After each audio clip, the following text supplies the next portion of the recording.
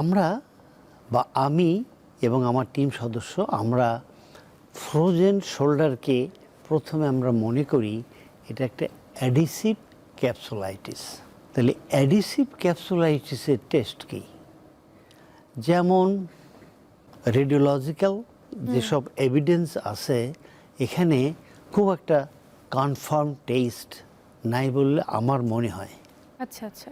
তাহলে আমি এবং আমরা এটাকে কিভাবে বের করি? আমরা একটা কথা বলি ল্যাম টেস্ট। এলতে ল্যাটারাল রোটেশন, এদিকে ঘোরানো, এতে অ্যাবডাকশন, এমতে মিডিয়াল রোটেশন।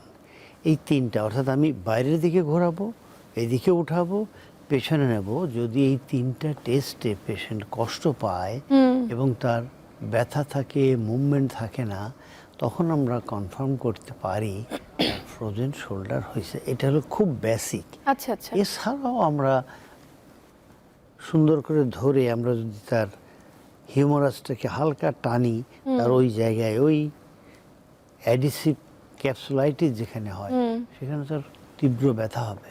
আচ্ছা। তাহলে আমরা ভাববো যে তার এটা অ্যাডিসিভ ক্যাপসুলাইটিস।